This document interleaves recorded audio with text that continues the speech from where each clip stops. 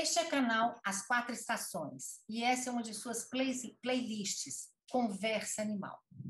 E hoje a nossa conversa animal é especial, porque somos os 4 membros do Centro de Estudos dos Animais aqui reunidos, Natasha Hostos, Gabriel Lopes e Nelson Aprobato Filho, para podermos discutir e apresentar o número especial da revista Manguinhos, que nós estamos organizando e que saiu como suplemento de 2021, do ano de 2021, que tem como título o número especial Reciprocidades em Desequilíbrio, História das Relações entre os Animais.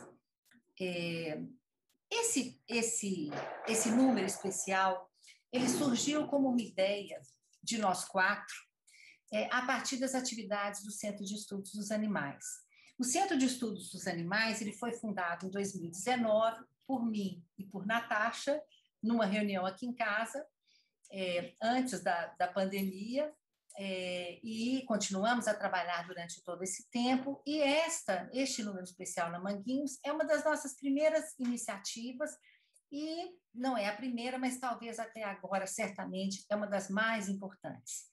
E nós estamos muito satisfeitos com o resultado desse número especial que sai.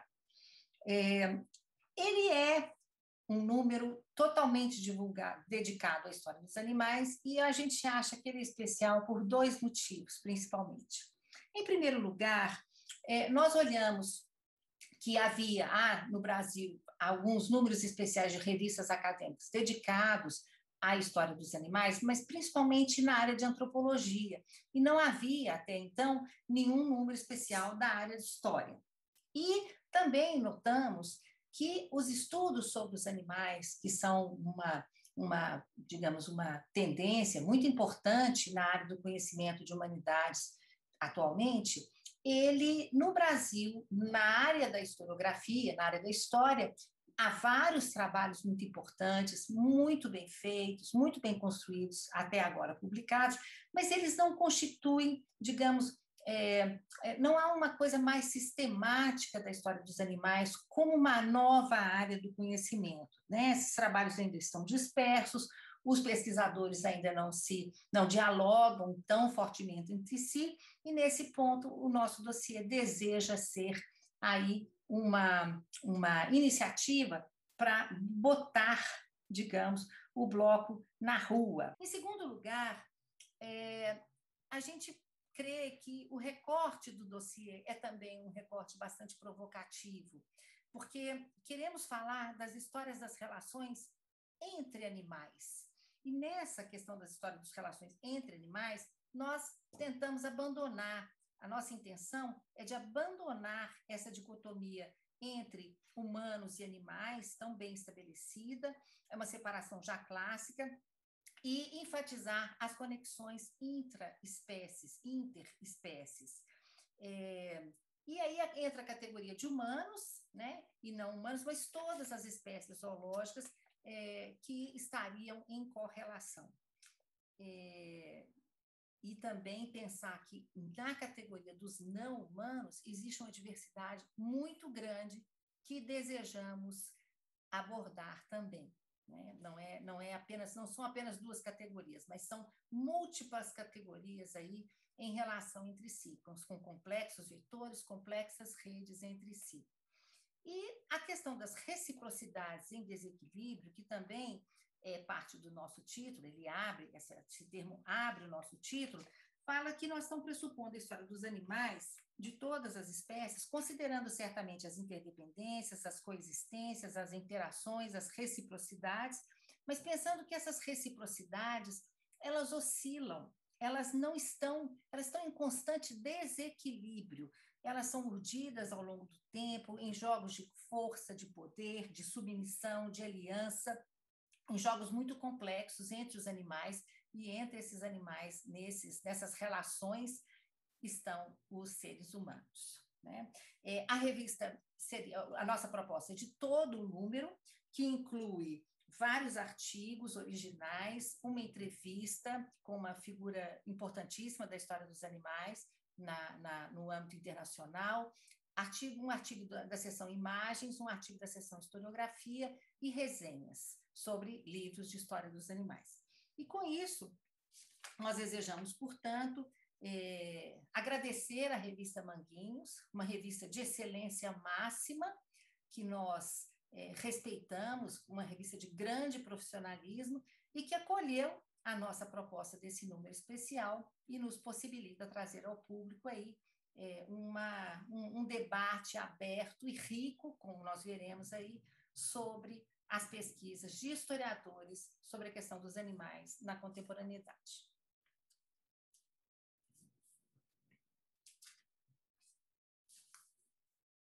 Bom, aqui estão presentes vários autores do dossiê.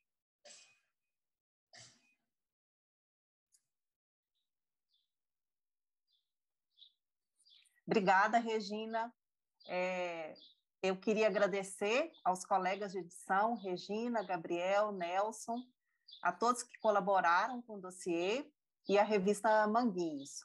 Meu nome é Natasha Ostos, eu sou doutora em História pela UFMG, integrante e vice-coordenadora do Centro de Estudos Animais. Atualmente, eu sou pesquisadora no Instituto René Rachou, Fiocruz Minas, com apoio da Fiotec, e na área de estudos animais eu tenho me dedicado a pesquisas sobre sociedades protetoras dos animais e representações culturais e políticas sobre os bichos na história do Brasil. Além de colaborar com a edição, eu contribuí para o número especial com um artigo intitulado Carnivorismo é uma civilização, vegetarianismo brasileiro do início do século, vegetarianismo brasileiro e discursos sobre os animais, no período entre 1902 e 1940. No artigo, eu analiso discursos produzidos pelo movimento vegetariano no início do século XX no Brasil sobre os animais. Na primeira parte do texto, eu procuro fazer uma contextualização da criação do movimento vegetariano no Brasil. E, para isso, eu utilizo fontes que são publicações de sociedades vegetarianas da época, artigos de jornais e impressos diversos, como, por exemplo, revistas científicas. Analisando esse material, o que eu percebi, principalmente, é que os argumentos em prol do vegetarianismo, eles giravam em torno de dois grandes eixos, um eixo científico e o outro moral. Os argumentos científicos procuravam, então, legitimar a prática vegetariana, principalmente a partir de estudos da biologia, da nutrição, das ciências médicas, defendendo sempre que o vegetarianismo seria o melhor regime para a saúde humana. O outro eixo, o eixo moral, os argumentos em prol do vegetarianismo, a partir do eixo moral, apontavam para os supostos efeitos nocivos da ingestão de carne no caráter de pessoas, dos povos e dos indivíduos, afirmando, então, que o consumo de carne supostamente estimularia vícios e comportamentos agressivos. Então, o que me surpreendeu nas fontes é que, apesar do movimento vegetariano da época debater, sim, a questão ética do consumo de carne e defender veementemente os animais, isso não necessariamente significava que o movimento como um todo tivesse uma visão positiva dos bichos. Naquela época, parte, não todos, parte dos discursos vegetarianos analisados considerava os humanos como hierarquicamente superiores aos outros animais. Então, o ato de matar para comer deveria ser abolido, segundo essas pessoas, justamente para que a humanidade não se rebaixasse, entre aspas, ao nível animal, e esse animal muitas vezes caracterizado como bruto, como violento. Então, no meu entender, o artigo ele nos ajuda a refletir sobre como que discursos aparentemente benfazejos, discursos em prol dos animais, também podem estar ancorados em pressupostos de superioridade humana frente aos outros bichos.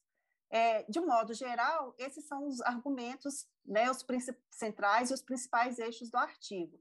Só é importante ressaltar que a perspectiva é histórica e eu não faço uma análise do movimento vegetariano atual.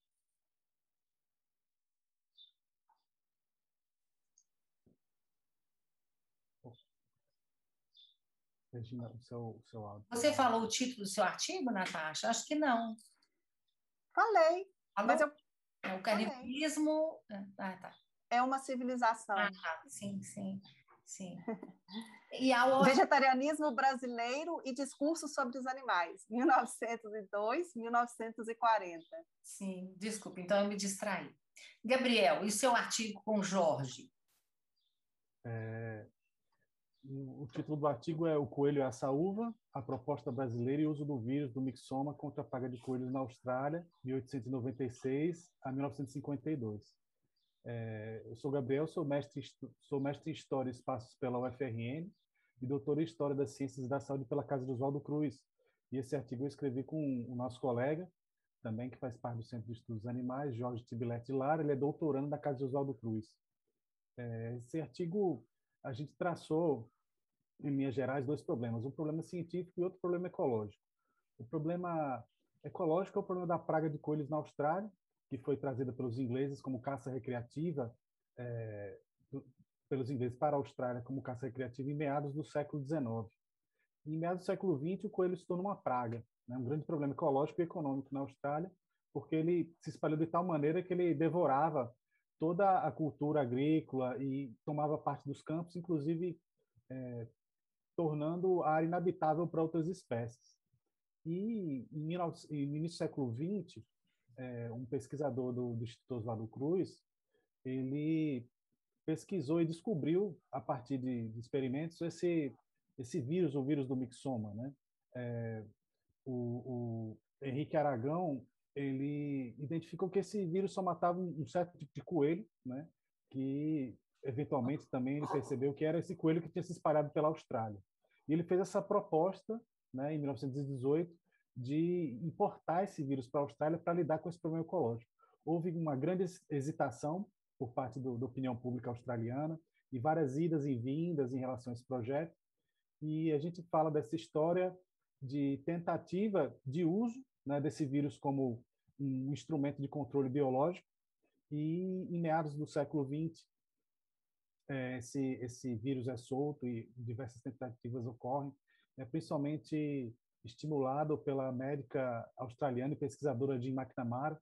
E a gente fala um pouco dessas redes que pesquisam esse vírus. Ele também passa por estudos não só no Brasil, mas na América Latina, né? Ele é descoberto inicialmente por Saranelli, que depois passa esses estudos para o Instituto Oswaldo Cruz, e ele é muito pesquisado na Europa também. E em meados do século XX ele é solto e ele consegue eliminar boa parte da população de coelhos, né? Torna a primeira solução de controle biológico, né? A mixomatose ela foi reconhecida no Uruguai, né? E por ter devastado uma colônia de coelhos num biotério, né? Coelhos para serem usados em experimentos. E foi, como eu falei, o Giuseppe Sanarelli. Posteriormente, né, essas questões de bioética começaram a ser discutidas e esse vírus continua a ser estudado como um grande exemplo para entender o desenvolvimento da imunologia, né, porque os coelhos se adaptaram e hoje ele não é mais tão letal quanto era na época. Isso causou diversos problemas e a gente fala um pouco dessas controvérsias e principalmente desse antes e depois, né, como uma espécie que é trazida como caça recreativa, né, pelos ingleses para um território completamente desconhecido para essa espécie, né, que era a Austrália, como ela se espalha e se torna um problema econômico, ecológico, mas também leva a estudos científicos, né, e essa experimentação, né, como o coelho deixa de ser visto como um objeto de caça recreativo e se torna uma praga, né? E tinha até um nome específico para isso, era chamado de o cobertor cinza, porque não dava quase para ver os campos australianos de tantos coelhos que estavam lá. Então a gente tenta demarcar esse antes e depois, esses desafios científicos e questões bioéticas também em relação ao uso de controle biológico e essas questões de circulação de cientistas e relações transnacionais da ciência. Sim, não, grandes produções, né, de pesquisa aí nos dois. E, Nelson, há uma entrevista com uma figura importante e inspiradora? Sim, sim. Muito interessante a proposta, o número, né, o número especial para Manguinhos. Também agradeço a vocês, em primeiro lugar, né, a Regina, a Natasha, o Gabriel, pela parceria na proposta e na edição desse número especial. Eu acho que é o fruto, assim, de um trabalho de todos nós, né? Quando eu comecei a pesquisar a história dos animais, assim, não pesquisar diretamente, mas a pensar numa possibilidade ainda, sabe, no meu mestrado, no final dos anos 90, sabe, eu nem imaginava que nós chegaríamos hoje aqui prestes a lançar, né, esse número especial. E ele acaba sendo especial pelas participações e pela temática também. E desde o início, a ideia foi nós chamarmos alguém significativo para fazer um depoimento, uma entrevista, né? Então, nas nossas primeiras conversas já ficou decidido que a entrevistada seria a professora Harriet Hittivo, né?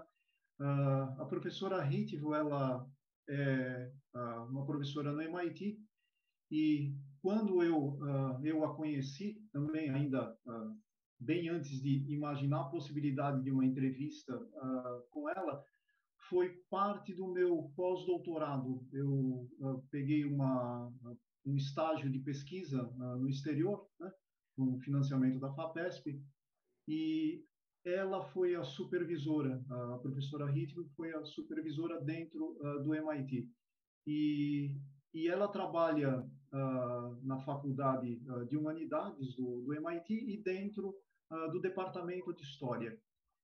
E a entrevista com ela foi, quando eu pensei a entrevista, que elaborei as questões, né, e a estrutura da entrevista, eu pensei na possibilidade de abarcar três aspectos principais, né, que ressaltassem algumas questões básicas. Uma das questões é o pioneirismo mesmo da professora Hittivo na questão dos estudos animais. O livro dela, que é o livro principal, que é The Animal State, é um livro foi publicado em 87 e desde aí representou um marco dentro dos estudos de história dos animais.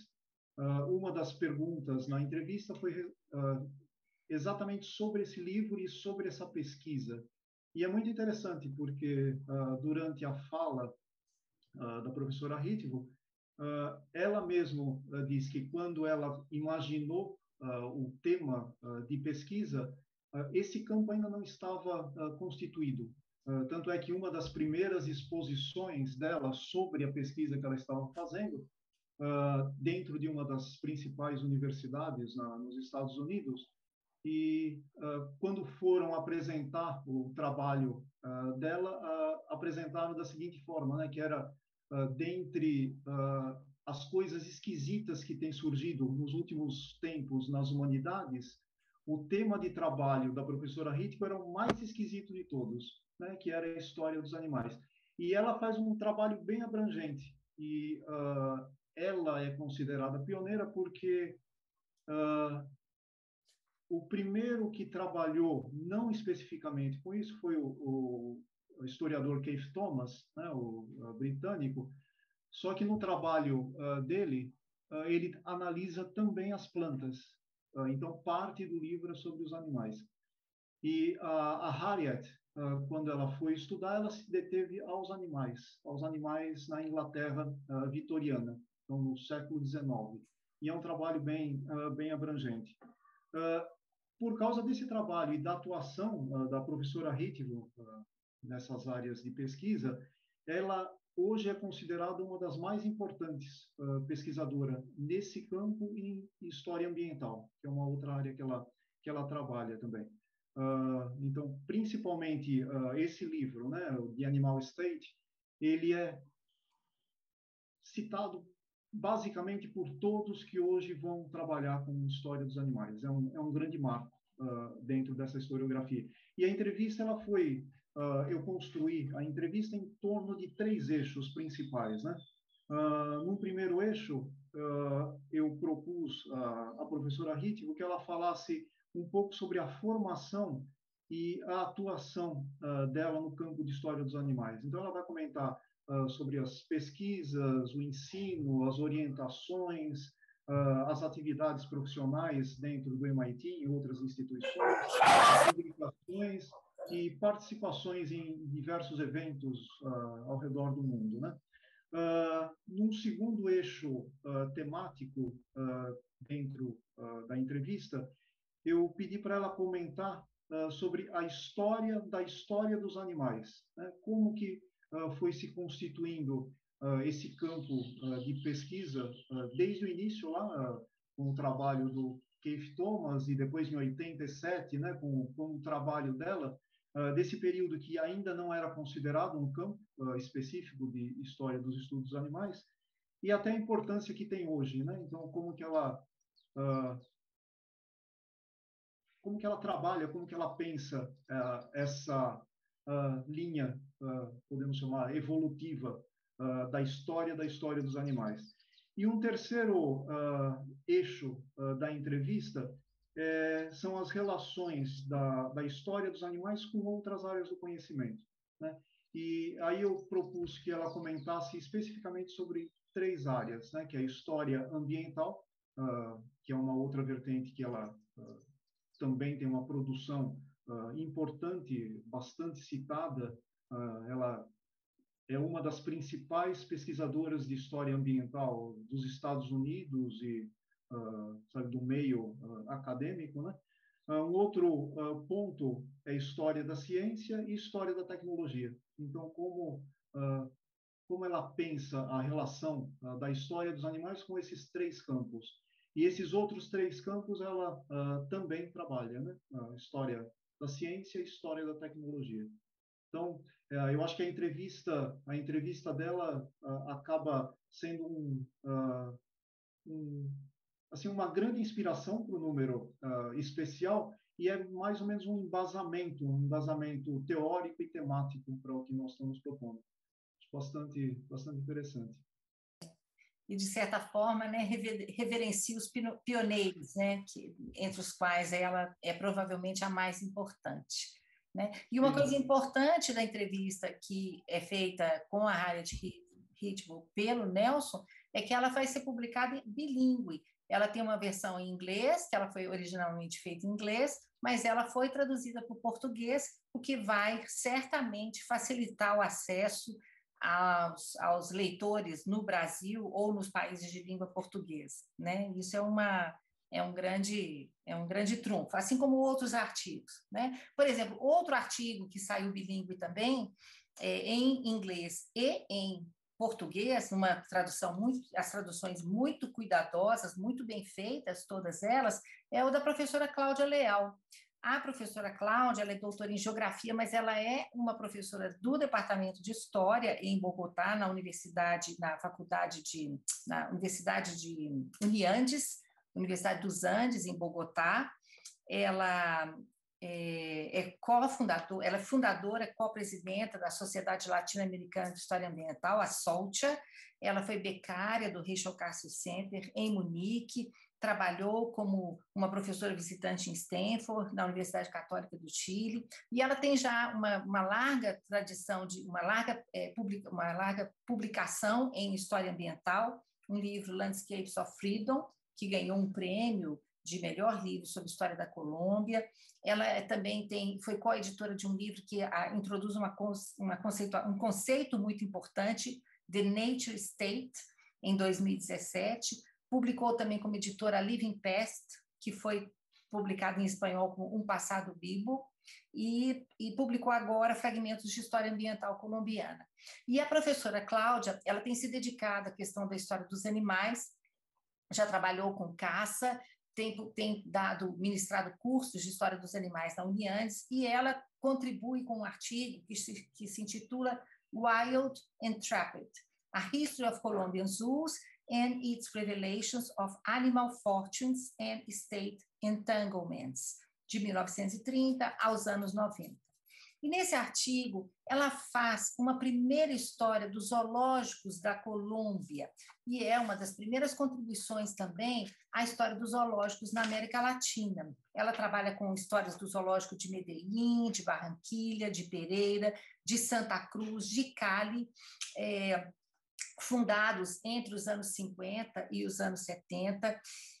Ela aborda de uma forma muito interessante a relação nessa constituição dos zoológicos entre o Estado, as elites locais e as sociedades, e essa interface nos zoológicos entre a característica um pouco de coleções privadas de animais que se tornam coleções abertas ao público. Ela aborda também o zoológico do traficante, gente, agora eu esqueci o nome, como é que ele chama, gente? Escobar. Do Escobar, o zoológico do Escobar. Né?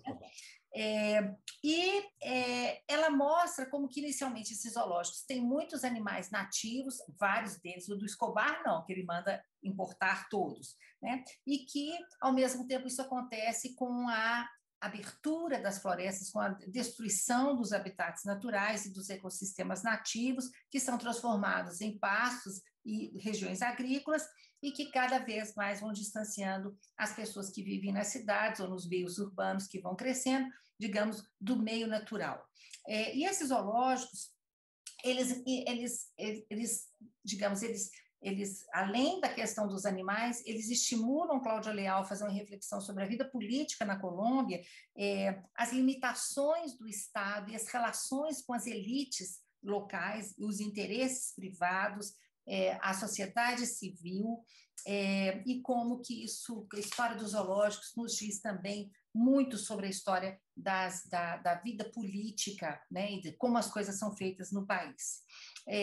Ela discute os animais no passado e as perspectivas para a vida desses animais silvestres num momento de grande destruição, num contexto de grande destruição dos seus habitats, e ela se pergunta, nessa história zoológica que ela constrói, mesclando questões políticas, sociais, vidas humanas, vidas animais e várias, né, avanço da agricultura, ocupação do território, como que essa história zoológica incita a pergunta se os animais cativos e livres terão uma segunda chance no planeta. É um artigo muito bem feito, muito bem construído e que traz uma tradução para o português excelente.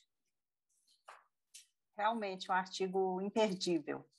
O número especial também conta com uma importante contribuição da professora Dolly Jorgensen, intitulado, em português, O Desaparecimento do que está extinto, a caça às focas-monge do Caribe e as práticas de acervos museológicos. Esse artigo também, escrito originalmente em inglês, também está sendo publicado em português no número especial. A professora Dolly Jorgensen é professora de História da Universidade de Stavanger, na Noruega, doutora em História pela Universidade da Virgínia, pesquisadora com experiência na área de História Ambiental, dos animais e da tecnologia, líder do projeto Remembering Extinction, que pesquisa narrativas sobre espécies em extinção, sendo autora de diversos artigos e livros sobre o tema. O artigo da professora Dolly Jorgensen aborda o processo de extinção das focas-monge do Caribe, que é a única espécie de focas nativas da América Central que foi declarada extinta no ano de 2008. O estudo ele tem uma ampla abordagem, né, recobre um amplo período histórico, desde o primeiro relato de avistamento da foca-monge do Caribe por ocidentais, no ano de 1492, até a formação das primeiras coleções científicas no início do século XX. A professora Dolly utiliza como fontes relatos de viajantes, de caçadores e de naturalistas, e ela também faz uma minuciosa e cuidadosa pesquisa em acervos museológicos. No texto, a professora Dolly descreve, então, a presença dessa espécie em vastas áreas do Golfo do México, né? E como que, desde o momento da colonização ocidental nas ilhas do Caribe, essa foca foi sistematicamente caçada para obtenção de óleo. Segundo, então, a professora Dolly, já em meados do século XIX, devido justamente a esse processo predatório, essa caça desenfreada das focas, a espécie começou a desaparecer. E o que teria, então, agudizado, segundo ela, o interesse de cientistas, de naturalistas e também de museus da época na obtenção de espécimes para o estudo e também para a sua incorporação nas coleções, nos acervos científicos. A professora Dolly argumenta que essas práticas museológicas e científicas de coleta e de aquisição de espécimes, muitas vezes, muitas vezes mediados por terceiros, esse processo, então, essas práticas museológicas compõem a própria história de desaparecimento dessa espécie, tendo contribuído, segundo ela, para a sua extinção.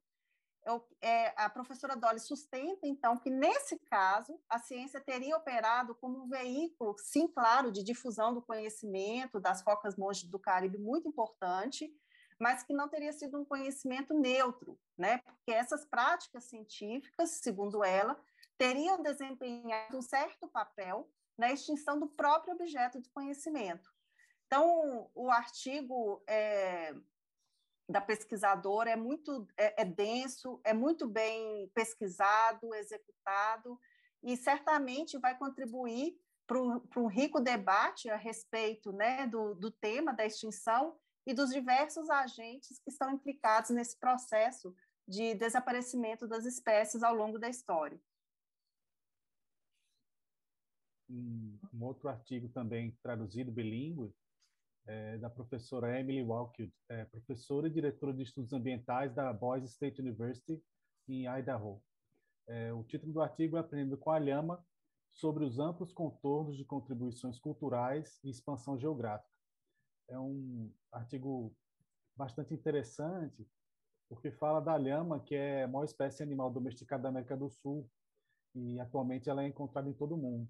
Então, a professora Walkind, ela faz uma trajetória multiespécie da lhama com os povos andinos, a partir dos povos andinos, né, que utilizam há milênios essa espécie para transporte de carga, obtenção de lã, carne, e também para práticas espirituais, né?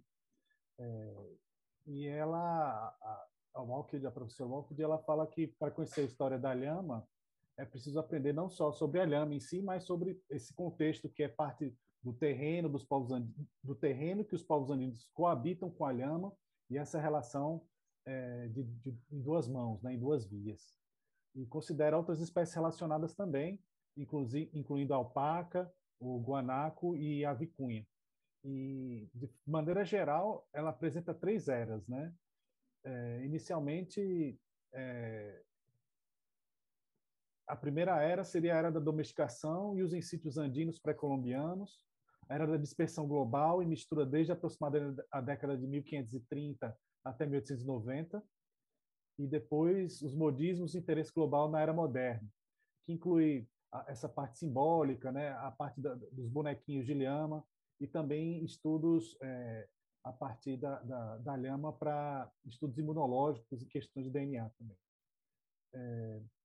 Então, ela faz esse levantamento, né, desde dessas questões da dispersão da lhama, da maneira que os povos andinos se relacionam com a lhama e com o ambiente.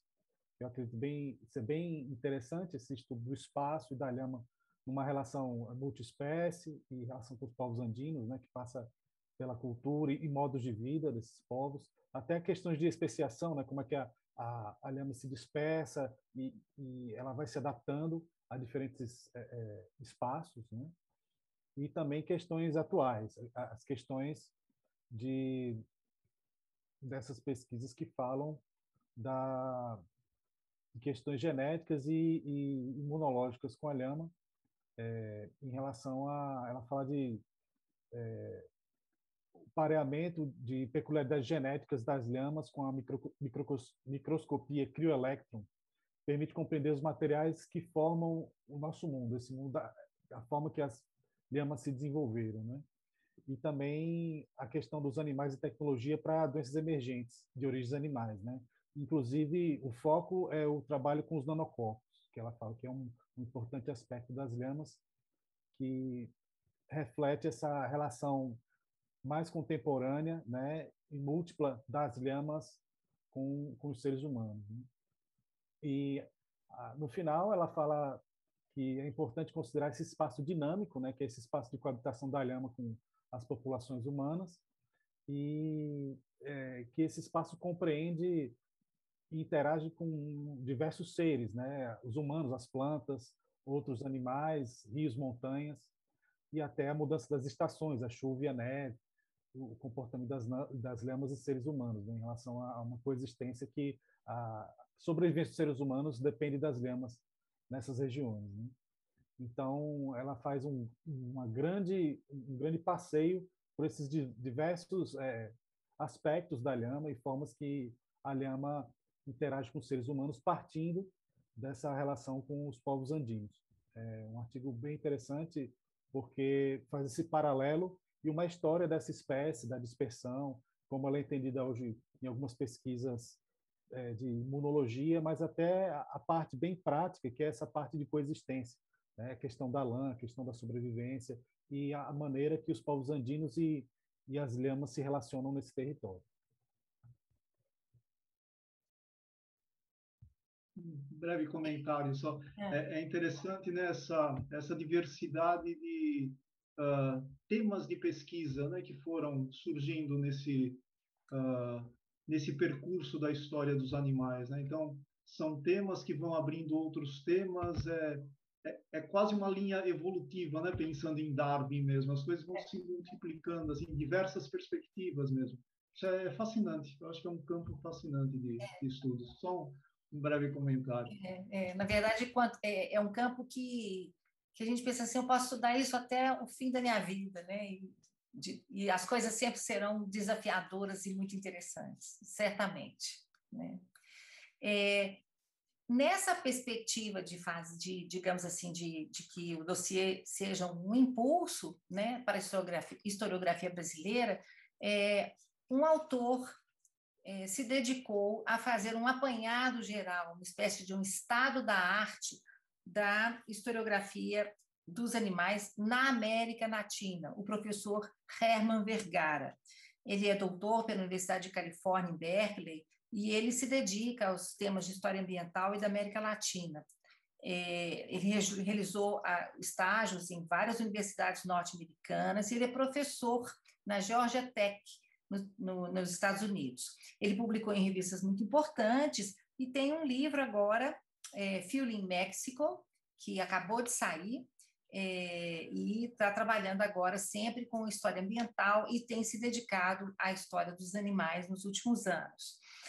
No seu artigo, que é escrito em espanhol, Bestiário Latino-Americano, Los Animales en la Historiografía de América Latina, ele trabalha, ele faz é muito ousado, porque, veja bem, são todos os países da América Latina, e eu acho que é quase impossível fazer um levantamento muito detalhado, né, de o que é produzido em América Latina, porque essas coisas estão, às vezes, como teses ou dissertações ou artigos que não necessariamente circulam muito facilmente. Então, ele faz um apanhado geral e ele mostra que, como um campo específico de pesquisa acadêmico, essa história dos animais surge nos anos 80, mas ele propõe que há antecedentes. Então, ele recupera a tradição ibérica de naturalistas, de cronistas, de jesuítas, e tenta pensar diferenças e pontos de contato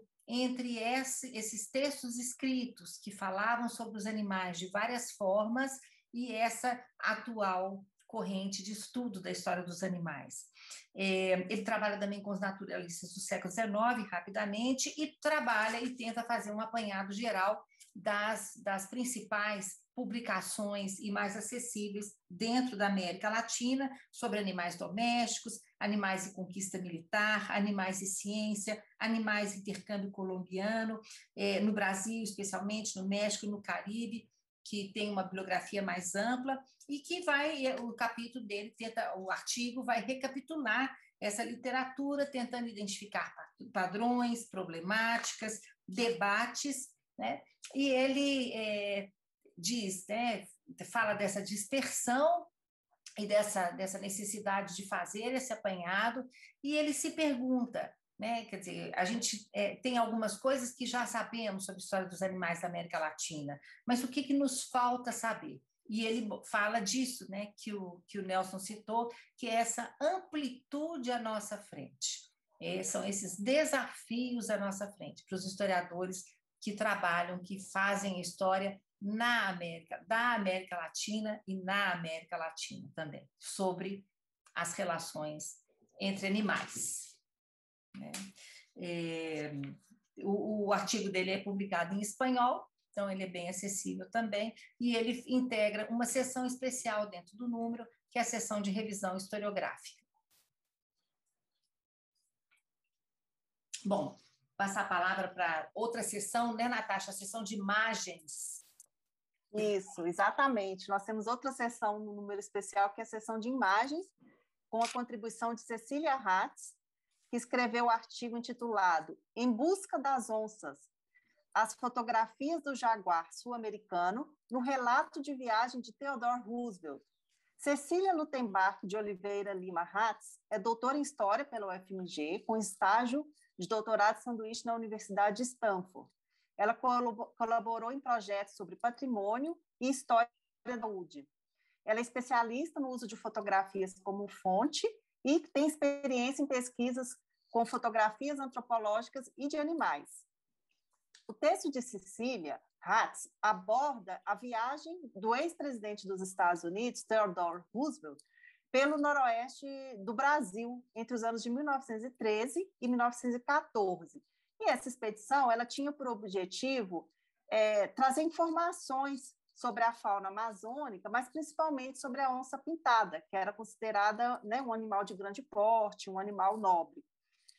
O artigo de Cecília analisa, então, uma série de fotografias desse animal, que foram produzidas durante a expedição, juntamente cotizando com o diário de Theodore Roosevelt, que foi publicado na época, em 1914.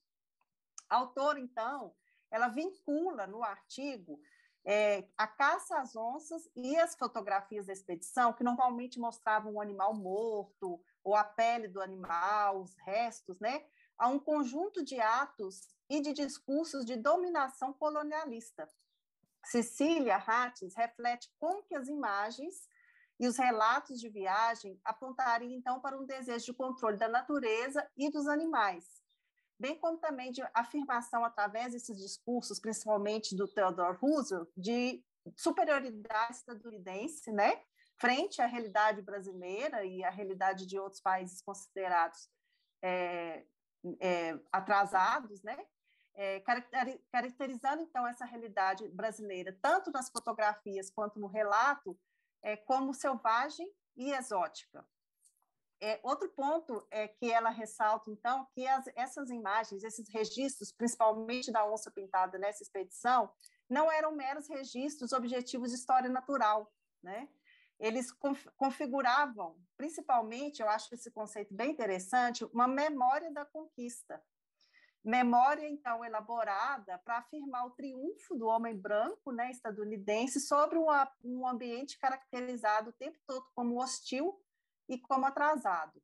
Bem, o artigo de Cecília Hatz traz muitos elementos, principalmente para os pesquisadores interessados nas possibilidades do uso da fotografia como base, como fonte dos estudos dos animais, e também em abordagens, né, que tratam dos animais como representação ou como símbolos de ideias e de valores. Muito interessante no texto nesse artigo de Cecília é que, como ele faz parte do Imagens, ela lança a mão de uma, digamos, de uma sofisticação muito grande teórica para trabalhar com as fotografias como fontes e não como ilustrações. Então, realmente é um trabalho no qual as imagens catapultam o pensamento, catapultam a análise, né? Que é uma coisa rara e que mostra, né, a possibilidade de uso de fontes imagéticas, fotográficas e outras para a história dos animais, que certamente são fontes muito importantes, né? Então, Exatamente. essa sessão muito importante, né? Gabriel, poderia comentar o artigo aí do papel? Então, o artigo do professor Abel, ele é da Ball State University, é professor e preside o departamento de História em Muncie, Indiana, nos Estados Unidos, né? Abel Alves, né? Abel Alves. Abel Alves, Abel Alves. Eu tenho que eu não anotei aqui o nome do artigo dele, eu esqueci aqui de copiar, vou ter que recuperar aqui. Uma dúvida que eu tenho, esse artigo chegou a ser traduzido? Pessoal, não lembro se ele foi traduzido.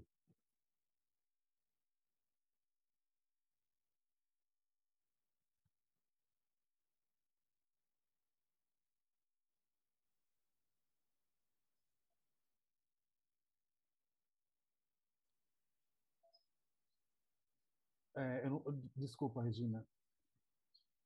Eu estou com muda. Nós tivemos que fazer uma seleção, porque a gente não havia possibilidade de produzir todos.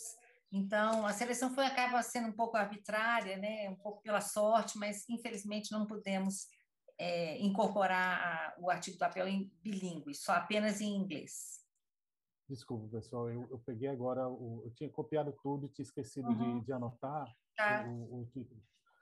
O título é em inglês, então, The Animal Question, The Anthropocene Hidden Foundation Debate. Então, para não fazer uma tradução literal, é a questão animal, né? O debate fundacional escondido no Antropoceno. E ele faz essa grande trajetória desde o século XVI, mais ou menos, até os tempos atuais, sobre essa questão animal, né? É um artigo que passa um recorte temporal longo, né? E basicamente, o professor o Abel Alves, ele fala sobre essa questão animal, né? O status que o animal tem perpassando questões na sociedade e pensadores. É quase uma longa história das ideias sobre os animais, né? Como os animais são compreendidos. Então, um ponto interessante é que ele fala das questões relacionadas ao imperialismo, à expansão, e essa ideia dessa globalização que acelerou, né, se acelerou após 1492 e essa expansão colonial. E todo esse pensamento sobre a questão animal, né? Ou seja, os animais sentem dor ou não, os animais, qual é o status que os animais possuem. Então ele passa desde Descartes, passa por questões do mecanicismo, né?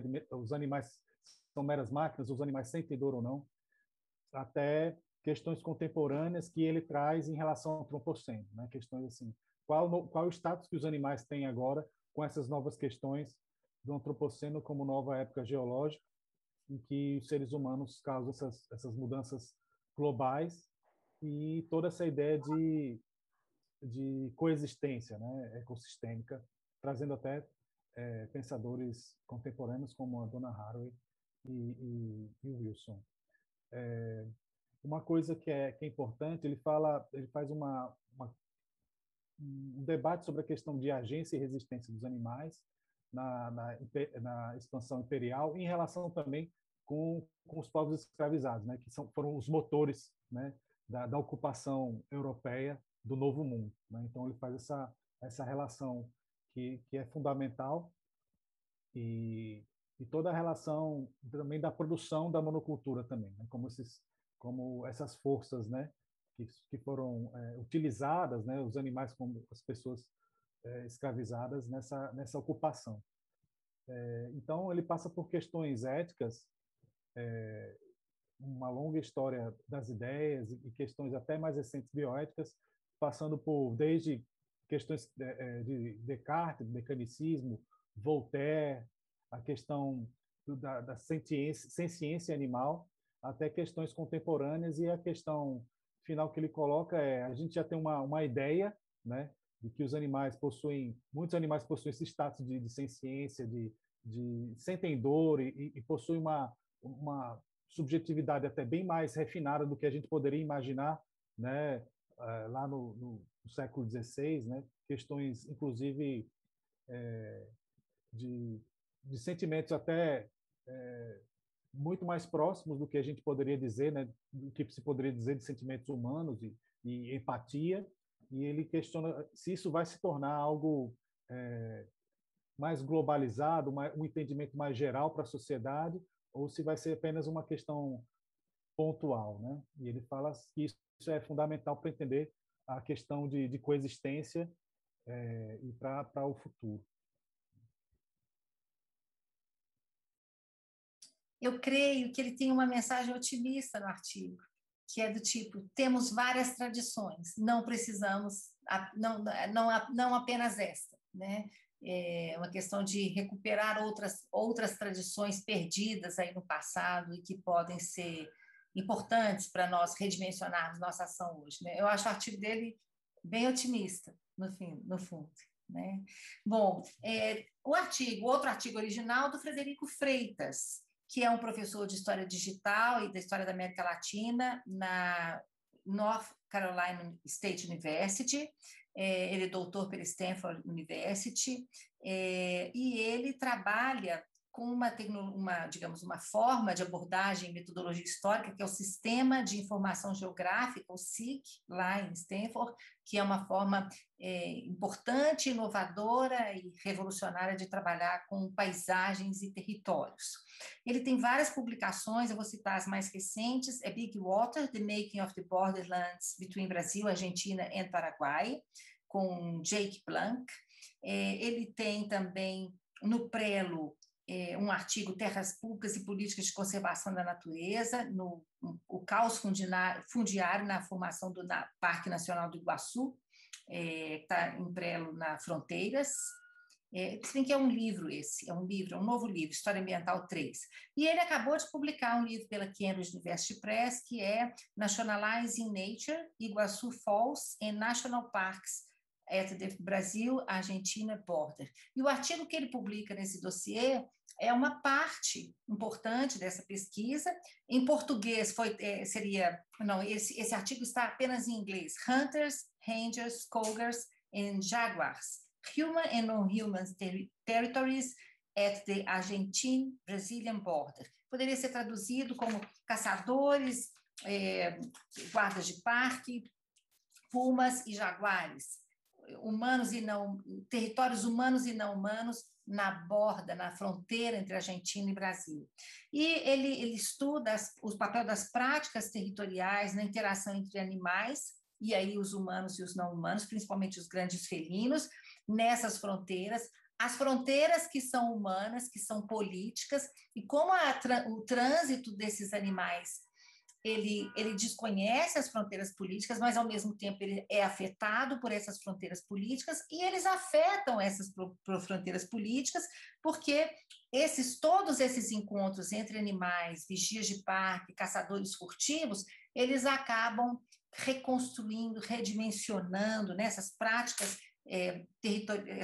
espaciais aí desses encontros ganham uma perspectiva qualitativa diferente, né, em que esses grandes felinos desafiam os lugares taxonômicos e espaciais que lhes são atribuídos pelos homens. E trabalhando nesses parques nacionais da Argentina e do lado argentino, e o Parque Nacional do lado brasileiro, que remontam aos anos 30, né, pela criação, no caso do Parque Nacional Brasileiro, foi criado por Vargas, né, um trabalho muito interessante, e, infelizmente, é um trabalho que está publicado nessa edição da Manguinhos apenas em inglês. Mas como o Frederico é um autor, ele é um brasileiro, ele é um paulista, né, imagino que os leitores poderão ser estimulados a ler outras coisas também, e talvez até em português. E o último artigo, do qual ainda nós não falamos, é o último, mas de forma alguma menos importante, é de uma doutora em História da Arte pela Universidade Autônoma de Madrid, a Concepción Cortés Zulueta, que realiza pesquisas interdisciplinares sobre a presença, a agência de animais não humanos na arte contemporânea desde os anos 60 até o século XXI. Ela é uma pesquisadora da Universidade de Málaga, na Espanha. Ela tem temporadas de pesquisa no Centro para Estudos Humanos e Animais da Universidade de Canterbury, na Nova Zelândia, no Massachusetts Institute of Technology nos Estados Unidos, no MIT, e ela publicou vários artigos e coletâneas. Tem um texto dela muito interessante, Non-Human Animals Testimonies, A Natural History in the First Person, e é uma pergunta, que foi organizado pela Susan Nancy num livro que chama The Historical Animal. E esse artigo dela sobre a história de Los Cantos de las Aves, a Los Cantos de las Aves como história, é um artigo muito inovador, muito propositivo e muito ousado, porque a partir de um momento de pandemia na província em que ela mora, na Andalucia, na Espanha, a Jarquia, ela diz que com a pandemia e o isolamento, houve um silêncio, como há muito tempo não havia no lugar onde ela mora. E que, nesse momento singular de silêncio, foi possível um protagonismo dos pássaros que tinha sido perdido em primaveras anteriores. E ela fala de uma primavera sonora, onde ela evidencia os entrecruzamentos da história dos cantos com a história humana, e mostra os cantos em relação com as paisagens sonoras que os homens criaram, que os seres humanos criaram, né? Ela discute essa história do canto das aves, que as aves, elas recebem esse canto das aves, desde que as aves convivem com seres humanos, eles se fazem em relação com os seres humanos, né? Esses cantos funcionam como uma história viva e sonora. Essa história dos cantos é diferente da história humana, mas ela quer compreender a história do canto das aves em conexão com as sociedades humanas. Ela diz que as aves transmitem e aprendem os cantos umas das outras aves, elas constroem cantos em cima, às vezes, do canto de outras aves, algumas delas, né, várias delas, e elas complicam seu canto, incorporando outros registros sonoros, entre eles os registros sonoros dos humanos e dos artefatos humanos, né? Então ela diz como que paisagens sonoras, elas não são um pano de fundo, elas têm história, elas se transformam, elas têm uma relevância na história, como o atual silêncio, a primavera sonora que ela presenciou em Ararquia, mas ela ousa mais. Eles são história, eles também eles têm um papel como história, né? Ela deixa ao leitor a última pergunta: isso é história? Mas certamente a resposta dela é positiva. Sim, né? Essas paisagens sonoras e os cantos das aves também são história. Né? Um artigo em espanhol, publicado em espanhol, portanto será bem facilmente acessível aos brasileiros que leem bem, em geral, o espanhol, né? E que digamos, o último artigo nessa seção de artigos, acho que nem é o último no lugar, não, é o último que nós estamos falando aqui, nós estamos mencionando. Né? Além disso, o Nelson vai falar um pouco sobre as resenhas, porque o Número cuidou de todas as sessões, e inclusive das resenhas. Sim, sim. E é muito interessante, pegando uma carona na sua fala, Regina,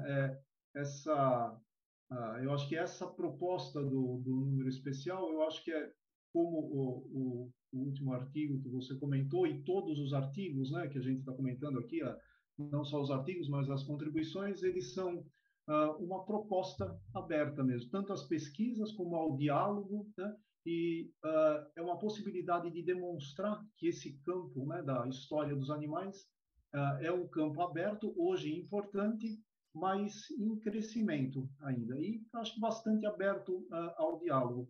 E isso a gente percebe pelas próprias resenhas também, e em alguns aspectos até mais fortemente pelas resenhas, né? Até comentei com com a Regina, a Natasha e o Gabriel nas nossas conversas para pensar essa nossa conversa de hoje, na importância mesmo das resenhas, né? Do gênero resenha dentro de uma revista científica, do porte da Manguinhos, e de qualquer revista científica ou revista de história. A resenha é sempre um meio do caminho, né, entre as pesquisas propriamente ditas, né, e a divulgação científica, né, a popularização da ciência. E, nesse sentido, é um gênero riquíssimo. E, dentro dos gêneros científicos, talvez a resenha seja aquela que convida mais o leitor mesmo, né? O leitor, o pesquisador, a conhecer. E eu tenho uma opinião assim que a escritura de uma resenha, de um livro científico, principalmente, um livro histórico, né? Não é nada fácil, porque sabe, você tem que, primeiro, trabalhar com um volume de informações e de análise muito grande e sintetizar da forma assim melhor possível, né? Você convidar os leitores, cientistas ou não, historiadores ou não, para gostarem da resenha, primeiramente, e se interessarem pelo livro. E, provavelmente, também se interessarem pelo seu trabalho enquanto resenhista e enquanto historiador ou cientista. Na nossa proposta para esse número especial, nós pensamos em 5 resenhas e os pesquisadores e professores convidados também são bastante atuantes, direta ou indiretamente na área de história dos animais. Alguns trabalham mais com história ambiental, outros trabalham com divulgação científica, outros em museus ou laboratório, mas todos têm uma conexão com os animais, né? E indiretamente com a história dos animais. Eu falarei brevemente, não vou fazer uma resenha das resenhas, né? Porque senão ficaria, além de cansativo, tira toda a graça, o ineditismo da resenha, porque a graça da resenha é você ler ela ao vivo ali para conhecer mesmo, né? Uma das professoras e pesquisadoras que participa do número especial é a professora Luciana Morari, né? Ela é professora na PUC do Rio Grande do Sul e ela tem um trabalho mais específico com história ambiental. E o tema central da resenha que ela construiu, que ela escreveu, é Animais e Política. E os 5 livros são livros em inglês, mas cada resenha conseguiu um título em português. O da Luciana Murari é Liberalismo e Divergência, a representação das subjetividades animais na Inglaterra vitoriana.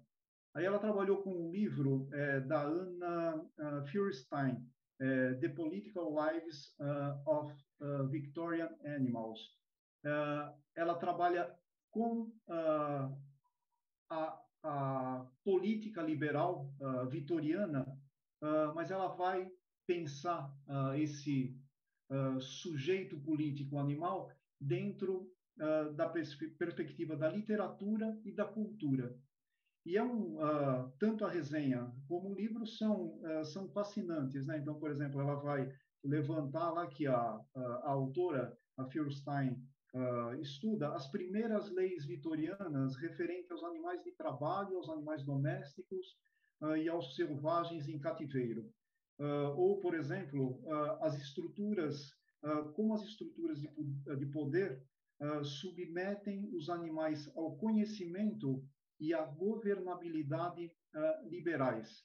Um outro tópico que ela trabalha na resenha também é a biopolítica e a conversão dos animais em capitais, né? Em capital, em dinheiro, os animais para consumo.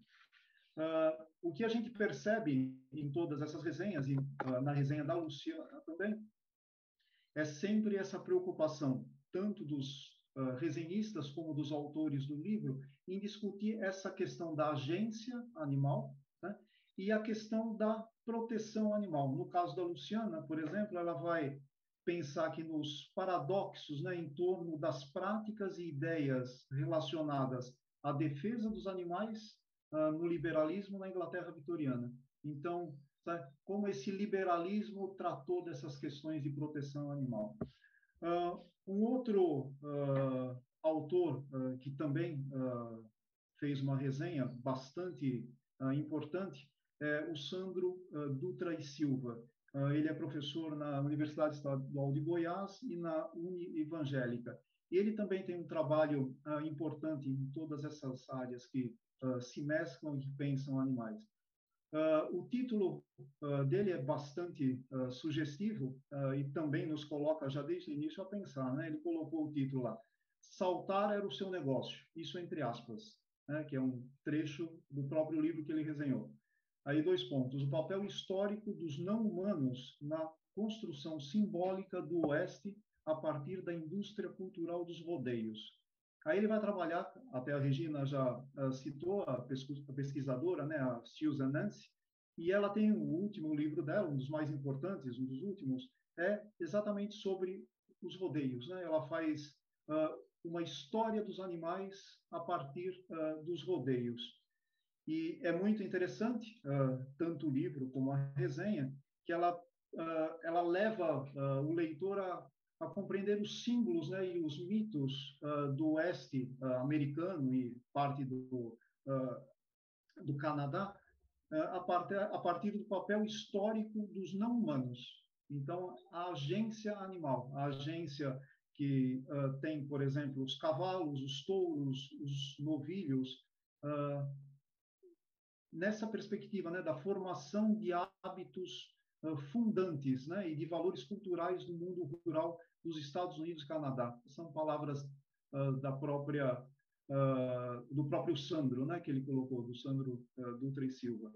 É um trabalho também bastante importante. Como eu comentei no início, as resenhas elas trabalham com essa perspectiva da divulgação científica, e uma das resenhistas é a pesquisadora Magali Romero Sá, e ela é pesquisadora na Fiocruz. Inclusive, ela é vice-diretora, né, de pesquisa, educação e divulgação científica dentro da Fiocruz. Então, nada melhor do que a gente ler uma resenha, e uma resenha do porte que ela escreveu, uma pesquisadora desse gabarito, né, dessa importância. E ela trabalhou com o livro, isso que a gente estava comentando durante essa conversa toda, desse diálogo da história dos animais com outros campos, né, do conhecimento. Esse livro que ela resenhou, ele é um livro organizado, né, por um médico e antropólogo, Christos Linteris. E o título do livro é Framing Animals as Epidemic Villains, história dos vetores não humanos, dos vetores de doenças não humanos. E é interessante porque é um livro que reuniu historiadores e antropólogos europeus e brasileiros, né? Então, a gente vai ver nesse livro, nessa resenha, né, nesse convite que a Romero Sá nos faz, como que a gente vai compreender, sabe, esses animais, sabe, não humanos como vetores mesmo de doenças. Aí ela, por exemplo, ela trabalha com questões como, por exemplo, com animais como os ratos, cães, marmotas, mosquitos, que transmite doenças como ebola, zika, dengue, febre amarela, malária, entre outros. E o que ela chama atenção na resenha é que os animais tratados como flagelos do mundo natural e do bem-estar humano, desde o século XIX, esse diálogo, né, entre são flagelos, né, mas ao mesmo tempo do bem-estar. E é interessante porque a pesquisadora Sá, ela coloca que o livro, ela propõe, né, que o livro mostra que os humanos, no seu comportamento, na sua cultura, eles colocam esses vetores animais, né, no centro dos surtos e das epidemias que flagelam os seres humanos, né? Então, os animais são como vilões. eles são parte dessa construção epidemiológica e da saúde. Isso é muito interessante. O livro é inovador, né, essa coletânea de capítulos, e a própria resenha. A quarta resenha trata sobre um outro tema central também na história dos animais, que são os zoológicos. E muito interessante, quem escreveu essa resenha é o Nelson Sanjá, e ele é do Museu Paraense, Emílio Guild. E é um pesquisador muito especializado, tá, nesses trabalhos que a Regina até comentou, né, da museologia, da taxonomia, dessas coleções todas de animais, nesse universo museológico. E ele também coloca, já lembrando que nós comentamos aqui, uma provocação no próprio título da resenha dele, né? Ele colocou Zoo Studies, diálogo interdisciplinar ou frente de ataque aos zoológicos. Então, a resenha dele vai discutir o livro, que também é um livro organizado por editores, né? Van Somers e Tracy MacDonald, e o título do livro é Zoo Studies and New Humanities. A proposta da resenha é discutir justamente como que esses zoológicos são interpretados e analisados, seja por historiadores, seja por especialistas de outras áreas. E é muito interessante, porque na resenha do Nelson, ele vai tratando, por exemplo, de questões como os estudos dos zoológicos, eles estão centrados nos estudos zoológicos e no debate em torno da legitimidade dessas instituições, se elas devem ou não existir, né? Ele descreve a estrutura e faz uma síntese do conteúdo do livro. E nisso ele faz uma crítica pontual com relação a alguns textos e também uma crítica em relação ao posicionamento de alguns autores.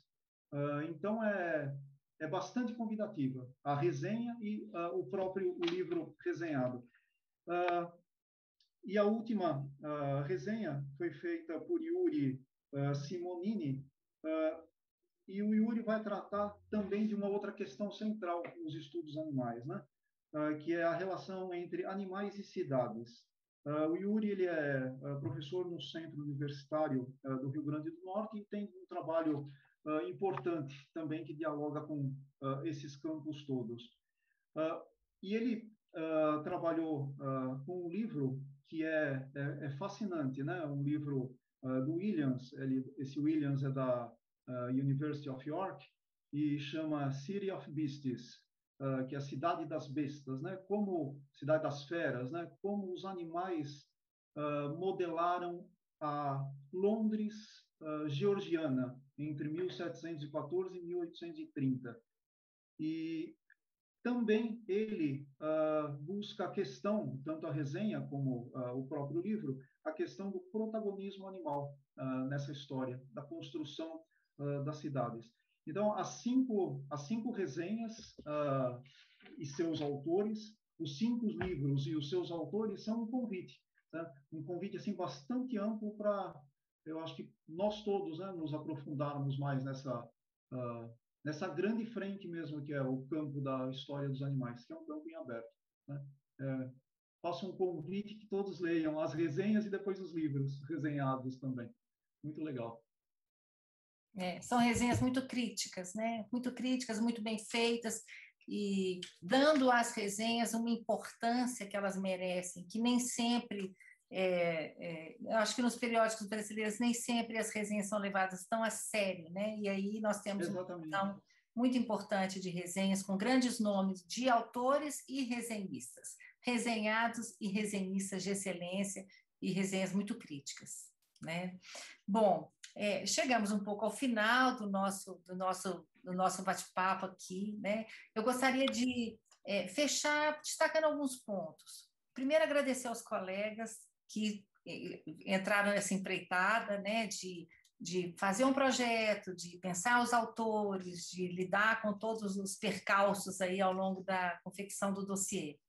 Eu acho que nós chegamos a como o Nelson ressaltou, a um produto final de grande diversidade de autores, de instituições, de temas, de focos, de abordagens, de metodologia, de fontes utilizadas, digamos assim, um amplo, né, um leque amplo aí de textos, de autores e de opções aí que dão a dimensão da importância e das possibilidades da história dos animais.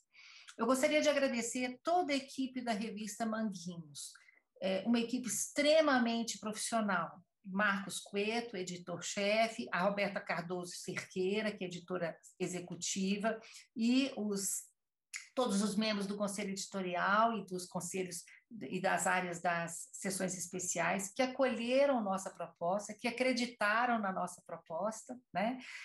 A Mônica da Silva Auler e Vinícius Pinot, aos revisores anônimos, aos tradutores, aos diagramadores, enfim, a toda a equipe da revista e aos autores, obviamente, que tornaram possível esse trabalho cujo resultado eu acho que ficou primoroso, né?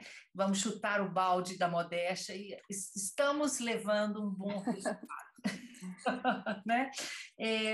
Eu lembro que na proposta inicial a gente discutiu várias coisas, entre elas um autor que faz parte da minha formação como historiador e do qual eu não abro mão, que é Mark Bloch, e lembramos de um trecho em que ele fala que o historiador é o ogro da lenda, onde ele fareja carne humana, ali está a sua caça. E esse entrelaçamento entre animais, os mais diversos, incluindo os humanos, descortinam panoramas históricos muito instigantes para todos nós. E a gente conclui a proposta inicial pensando que o historiador Bloch tinha razão, né? Onde há carne humana, o historiador tem que estar ali à caça. Mas o historiador, nós também acrescentaríamos, né, dialogando com Bloch, e como todos os bons, digamos, todos os bons alunos, nós estamos tentando superar o mestre, né, que o historiador tem que também ser um bom caçador para saciar a fome de conhecimento, e para isso ele precisa ir além, ele tem muito mais a farejar do que somente a carne humana, né? Essa é a nossa proposta nesse dossiê, essa é a nossa intenção aqui nesse dossiê. Eu queria comemorar, enquanto a gente faz o programa, nós alcançamos 1.000 inscritos no canal Conversa Animal. Eu sei que é pouco nesse mundo de internet, mas nós fazemos um trabalho muito modesto, um canal com simplesmente motivos educacionais, intenções educacionais e de divulgação científica. Não fazemos impulsionamentos de qualquer forma. Nosso canal é muito, muito modesto e tem conquistado o público, e nós temos aí um material muito interessante. Acho que é o nosso segundo produto do Centro de Estudos Animais, é o canal, especialmente o Conversa Animal, que já está com esse programa no seu 14º episódio, e muitos outros para o ano que vem. Eu acho que nós estamos mesmo, como eu coloquei a música no início, né, do Sampaio, que eu gosto muito dessa música, tem até uma versão dela com o Ney Matogrosso, também belíssima, de colocar o bloco na rua. E eu achei muito curioso, porque a nossa carta editorial foi traduzida para o inglês também, ela é bilíngue, e a moça traduziu, ou o tradutor, eu não tenho certeza, to get this show on the road.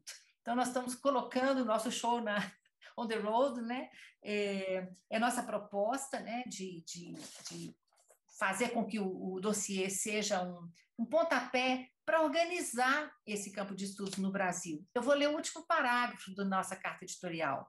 É hora de os historiadores brasileiros se voltarem com atenção, rigor e sistemática a essa área tão fascinante de estudos, não apenas em iniciativas individuais, mas como empreitada coletiva, em progresso, em congressos, publicações, propostas didáticas, grupos de pesquisa, ações de extensão e divulgação do conhecimento. Um país habitado por tantas espécies animais, a sobrevivência de tantas delas, incluindo a nossa, depende de nossa disposição em firmar alianças, relações de respeito, abertura ao conhecimento, amor à diversidade, alegria de coexistir, desejo ativo de garantir a sobrevivência para todos. Essa disposição necessariamente estará ligada à ética, à ciência, à luta política e à construção de novos valores fundadores para a sociedade brasileira. E por isso, nós oferecemos aí aos leitores da Manguinhos, da revista Manguinhos, o nosso número especial, Reciprocidades em Desequilíbrio, História das Relações entre Animais, que começou como um projeto e agora se torna realidade. Eu me despeço aqui, se vocês quiserem acrescentar alguma coisa. Eu gostaria apenas de, primeiro, reiterar, né, os agradecimentos todos que Regina fez e convidar vocês, os ouvintes, para seguir o Centro de Estudos Animais, o CEA, nas nossas redes sociais. Nós estamos no Twitter e no Instagram, @CentroAnimais, vocês nos encontram lá. E lá vocês podem acompanhar novidades do grupo de pesquisa e também vários posts de divulgação no campo em geral dos estudos animais. E que nós somos apenas uma pequena parte desse grupo, né? Esse grupo é um grupo maior com colegas que estão aí trabalhando, escrevendo. O Jorge Tibilés de Lara é um deles, né? Que foi coautor comigo num dos artigos. E a gente está começando, né? Tem muita coisa para acontecer ainda, eu acho. Sim. Também eu gostaria de agradecer, e eu também fiquei bastante feliz e bastante entusiasmado desde o início e muito gratificado agora, né, com o resultado final aí prestes a começar a gerar mais frutos, né? E eu acho que a gente já pode agradecer também aos espectadores do canal da professora Regina Horta, e também agradecer aos possíveis leitores que já estarão lendo, né, a revista Manguinhos, né, que a participação dos leitores também é bastante importante. Mas é bem legal, gostei bastante também. Obrigado. Então, espero que nosso dossiê tenha vida longa e gere muitos frutos, né? E que todos continuem acompanhando aqui nossa Conversa Animal.